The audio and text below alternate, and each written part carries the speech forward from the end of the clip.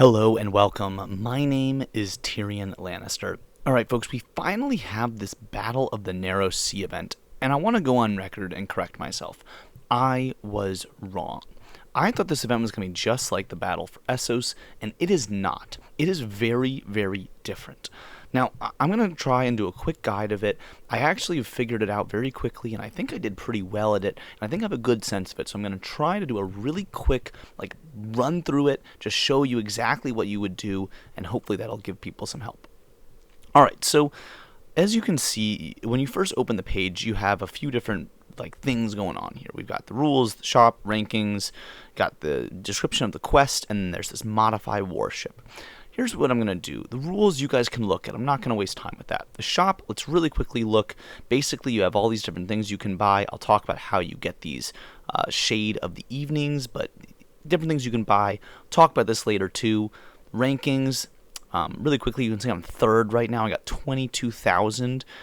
Basically, the way this works is that you don't get points until after you complete your task. This is just the highest points you get within a single voyage. You can see here, ranks one of the highest points earned in a single voyage during the event. So each quote-unquote voyage is completely separate from the next. So basically, if you do really poorly one time, it doesn't affect you at all. It just is a lesson to learn from, and hopefully you do better next time.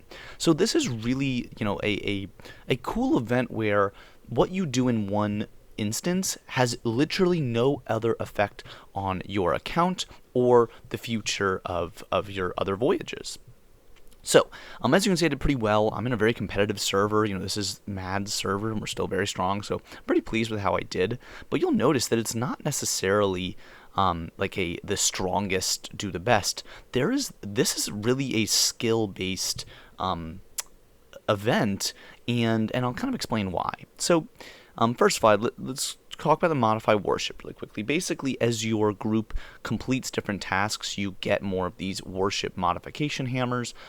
Basically, you go through, it's like a talent tree. You can use what I did. This is the max I think we can have so far, and it's totally up to you. Something important to realize when you go in. First of all, you can reset. No big deal.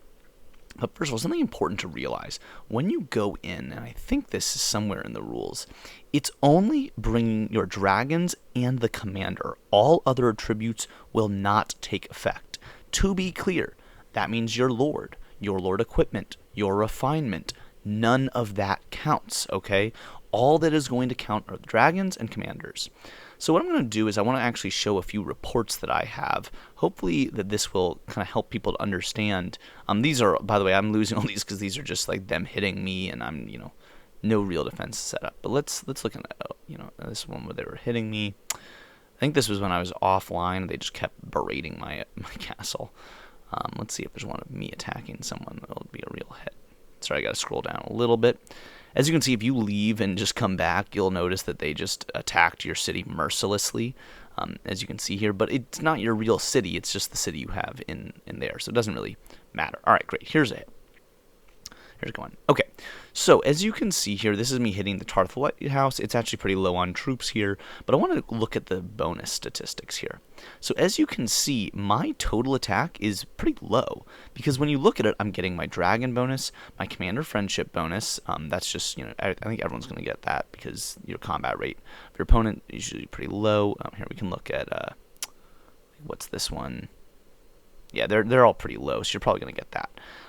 But basically, other than that, all the other attributes that you have are kind of out the window. Commander, the technology bonus that they're referring to is within the actual event. It's not your actual research.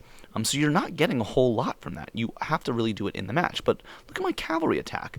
I've got 2,600 practically cavalry attack. It's not because of my refinement or my lord or my equipment. It's because I have 2,100 mysterious treasure bonus.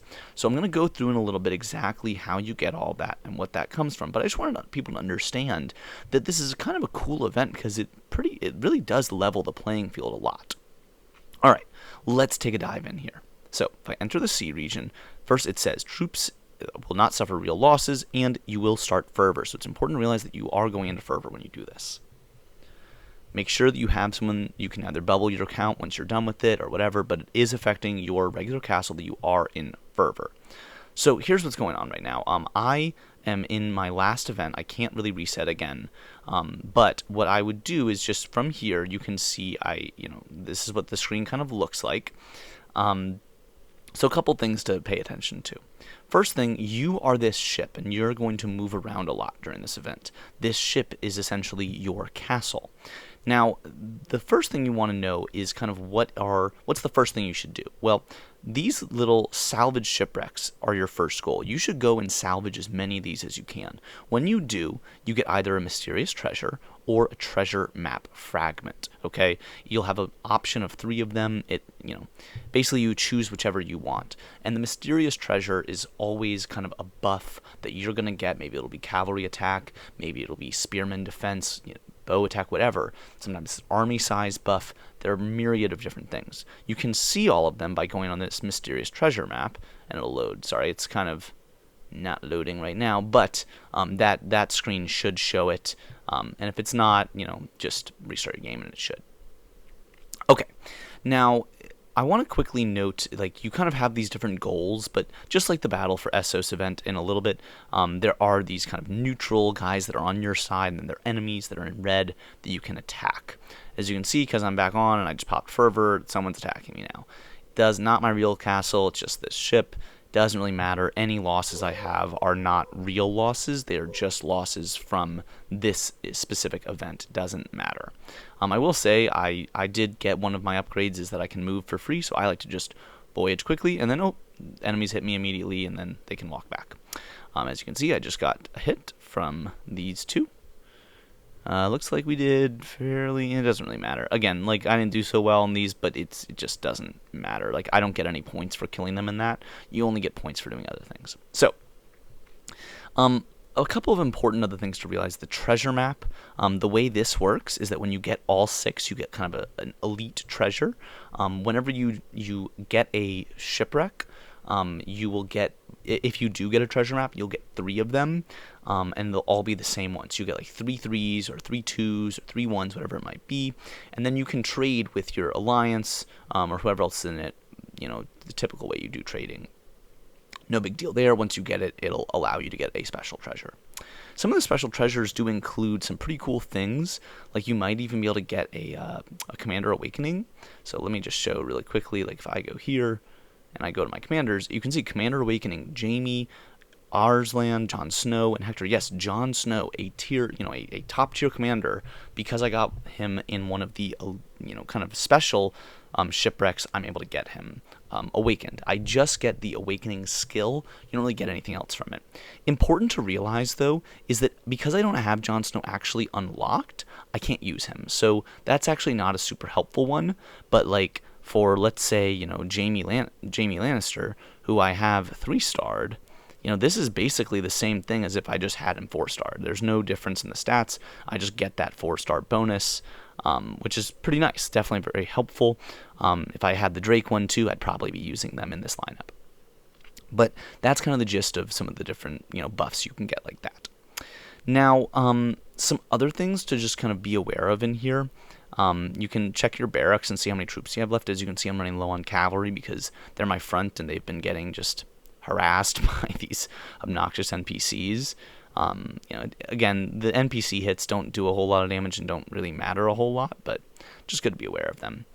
Okay, so really quickly, I wanted to note one last thing before I call it on this video, and that is the difference between the quit button and the restart button. So like I said, you get 5 opportunities each day, and each one is its own separate go-around. As you can see, my ship is going. You start with about 600 of these voyage supplies, and each thing you do costs supplies. So, when you go and salvage shipwreck, it costs me 14. That's actually slightly cheaper than it normally would be because I have that as part of the talents page that I have.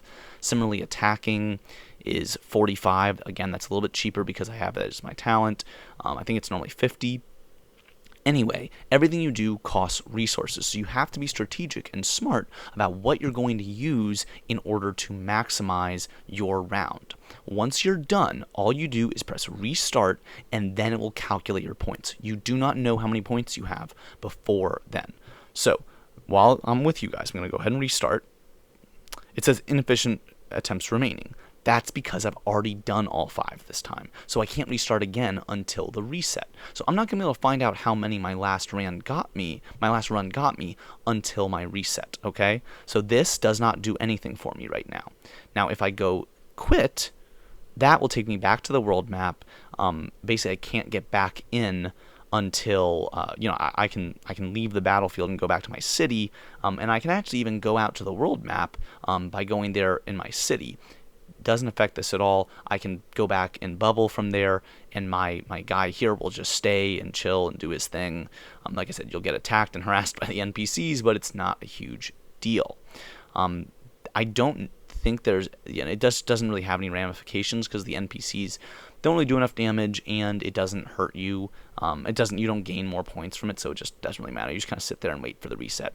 As you can see, I'll find out in about 23 minutes how I did on that one, but I'm definitely really excited because I did pretty well here. I think, I could be wrong, but I think we're going to get this ranking reward after this first day. I'm going to find out in about 23 minutes whether I'm right on that or not. It might be that this kind of adds up, overall, and it's on day 2, if I get a better voyage, then that'll go up. It might be that way. I really don't know. Again, by the time this video's up, people will know if I'm right or not. But I'm hopeful that I'm going to get these each day. That would be great. Anyway, though, I hope this was helpful. I wanted to do a quick crash course. What I'm going to do is tomorrow I'm going to actually show all the decisions I make so people can get an understanding of how to make strategic decisions in this. But I would say it's just a very general strategy. You start with 600 resources. You should be going to shipwrecks until about 200, maybe 300, and then just do a couple of attacks at the end. The other big thing I will advise, whenever you get the opportunity to get more supplies, take it. If you get it from a normal shipwreck, it costs you, 14 or 15 supplies, you get 50 back for taking that. That's a great deal. You should always take that. If you get it from a special one that's from the treasure map, it's usually 100. Again, that's a great deal. You should take that.